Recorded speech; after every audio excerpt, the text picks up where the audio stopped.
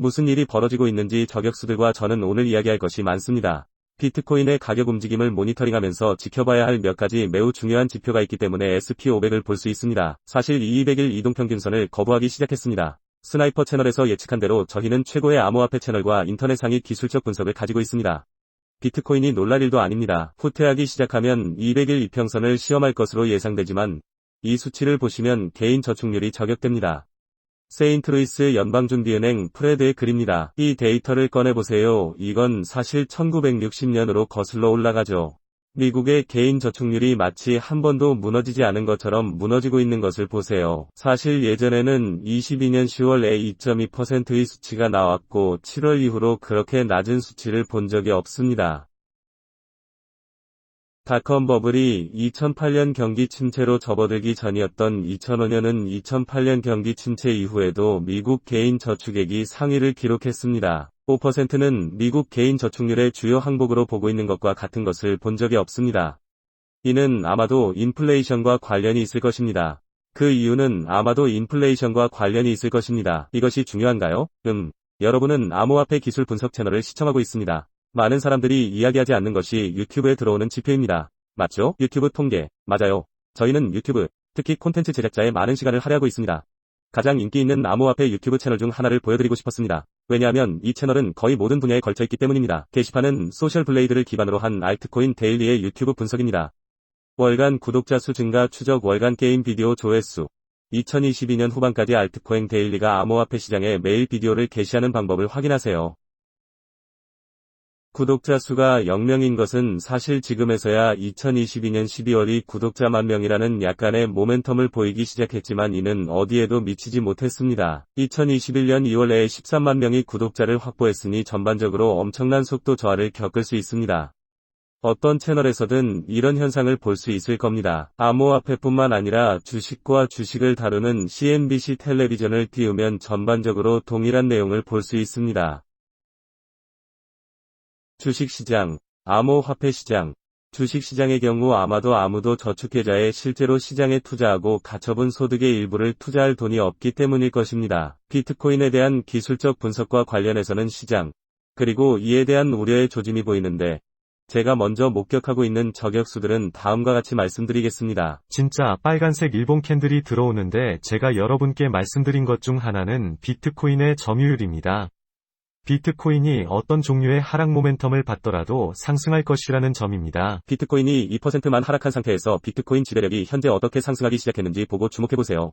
비트코인 지배력이 공격적으로 상승하기 시작하는 것을 볼 수 있습니다. 이 지역 최고점 중 일부를 깨는 것이 왜 중요한가요? 이것은 실제로 좋은 소식입니다. 약세장의 마지막 부분은 기대에 부응하여 알트코인이 비트코인으로 이동할 때입니다.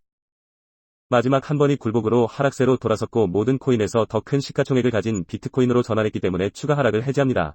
바로 이것이 비트코인이 디지털 화폐로 간주되는 이유입니다. 금버전, 맞아요. 가치 저장고입니다. 이것이 바로 우리가 지금 보고 있는 모습입니다.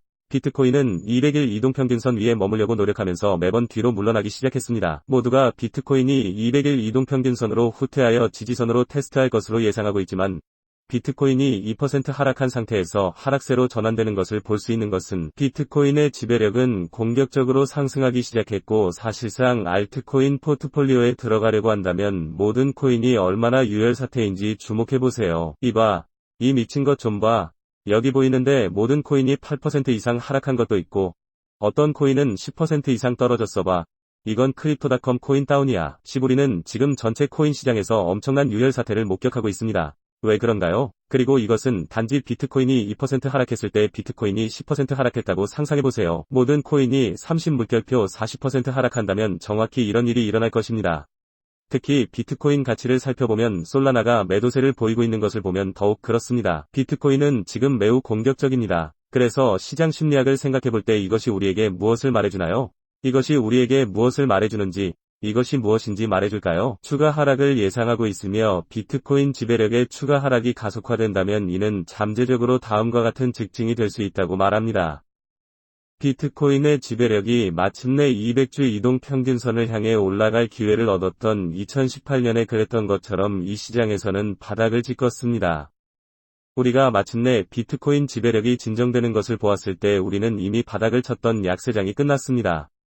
그래서 어쩌면 이것이 바로 우리의 모습일 수도 있습니다. 지금 당장 시장 10에서 하락하기 위해서는 비트코인 우위를 점할 필요가 있으며 알트코인이 비트코인으로 해지되는 것을 볼 필요가 있습니다. 그래야 마지막 움직임이 될 수 있기 때문입니다. 이 약세장. 그래서 제가 보고 있는 것은 비트코인 이외의 모든 코인들도 비트코인 지배력이 상승함에 따라 매도하기 시작했고 빅스는 상승하기 시작했습니다. 20 우리가 예상했던 대로 그리고 우리가 현재 경험하고 있는 이러한 하락 움직임은 스나이퍼 채널을 시청하는 사람들에게 놀라운 일이 아니었고 정확히 그랬습니다. 몇 주 전에 예상했던 바로는 17,200달러 이상으로 확인되자마자 그 범위가 이제 25,000달러 상향까지 열렸지만 보통은 지금처럼 박스권의 중간점에 도달하면 속도가 느려지기 시작하므로 200일 이동평균선을 유지하는 것이 여전히 중요하다고 생각합니다. 하지만 비트코인의 200일 이동평균에서 흥미로운 점은 무엇입니까? 현재 전체 시가총액은 이미 200일 이동평균선을 테스트하고 있으며 오늘 어떻게 테스트했는지 알 수 있습니다. 총 시가총액은 비트코인뿐만 아니라 모든 코인들도 마찬가지라는 뜻입니다. 이 차트에 고려하면 우리는 200일 이동평균을 테스트하고 있습니다. 전체 시가총액에 대한 이 200일 이동평균선을 하향 돌파하면 비트코인도 200일 이동평균선을 하향 돌파할 가능성이 있습니다. 만약 그렇다면 이것이 알트코인 시장에 어떤 의미가 있을까요? 우리는 이미 항복하고 있는 것처럼 보이며 이는 일부 사람들에게 상당히 낙담할 수도 있지만 저는 이것이 바로 우리에게 필요한 것이라고 생각합니다. 이 약세 시장 장막 비트코인 지배력이 상승할 때라고 생각합니다. 그렇게 되기 전까지는 여전히 추가 하락을 예상할 수 있으니까요. 이것이 큰 영향을 미치는 한 가지는 암호화폐를 다루는 유튜브 채널과 같은 채널입니다.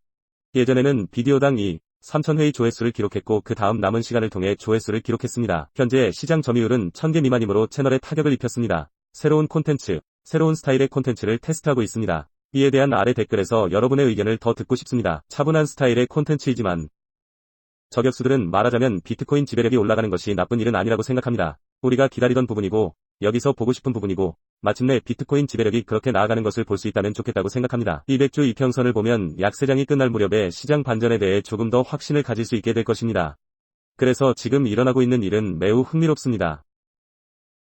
현재 비트코인은 스파이 대비 매도하기 시작했고 DXY를 바로 보여주고 있기 때문에 조만간 여기로 올라갈 것으로 예상하고 있습니다. 이 일본 캔들은 강세 일본 캔들이 무효화되었지만 오늘 새로운 일본 캔들은 소폭 매도세를 보이다가 팔굽혀펴서 변동성이 나타나기 시작했습니다. SP500이 실제로 매우 약세 일본 캔들과 함께 마감되었습니다. 실제로 50일 이동평균선 아래로 내려갈 준비가 된 것 같습니다. 솔직히 말해서 상황이 너무 좋아 보이지 않아요. P500은 200일 이동평균선을 유지하지도 못한다는 거 알잖아요. 시장 고양이들은 이미 테스트 중이며 200일 이동평균선입니다. 비트코인의 지배력이 정말로 상승할 수 있는 더 많은 방법이 있다면 전체 시장이 매도하면서 일어날 수도 있다는 뜻입니다. 이런 일이 일어나기 위해서는 비트코인이 확실히 끝까지 내려가 새로운 연간 최저치를 형성해야 합니다. 아니요. 이것이 반드시 의미하는 것은 아닙니다. 사실 비트코인은 잠재적으로 바닥을 쳤을 수도 있습니다. 이제 비트코인이 최대 25% 더 올랐기 때문에 새로운 저점을 향해 더 많이 팔릴 수 있는 것은 오래된 코인들일 수도 있습니다. 단점, 우리가 더 이상 새로운 저점을 형성하기 위해 만약 우리가 겨우 2% 하락했고 모든 코인이 이미 8% 이상 하락했다면 그중 일부는 10%가 어떨지 상상해보세요. 하방 움직임은 이 모든 코인에 영향을 미칠 것입니다. 제 말은 알트코인의 하락 금액의 4배는 아니더라도 3배를 말하는 것이므로 비트코인이 하락할 수도 있습니다. 테스트 해봅시다. 이 시장 구조적 수준과 이 하락 움직임만으로도 모든 코인에 해로울 수 있지만 반등할 수 있고 비트코인이 바닥을 쳤을 수도 있습니다. 모든 코인이 마침내 비트코인에 해지되는 것을 보고 있기 때문에 비트코인에 대한 시장 심리가 형성될 수도 있습니다. 이를 통해 비트코인에 대한 시장 심리가 형성될 수 있습니다. 확실히 의견이겠죠. 알다시피 FTX는 분명히 회수한 것으로 알고 있습니다. 50억 달러 상당의 자산이 채권자 여러분들께 돌아가기 위해서 말이죠. 아니면 모든 코인에 있는 자산들이 비트코인에 있는 건가요? 이것이 우리가 지금 이런 움직임을 보이는 이유일까요? 제 말은 그것이 발표되자마자 우리는 이 정리에 대한 엄청난 압박을 받았다는 뜻입니다. 비트코인 차트와 비트코인의 상승이 맞았을 수도 있습니다. 이더리움이 비트코인으로 이동하여 비트코인의 가치를 끌어올리는 것을 보았을 수도 있고 이제 다른 모든 코인들도 같은 일을 하는 것을 보게 될 것입니다. 이 모든 것들이 우리가 반드시 추적하거나 추적할 수 없는 것들이라는 걸 누가 알겠어요? 하지만 곧 답을 찾을 수 있을 것 같아요.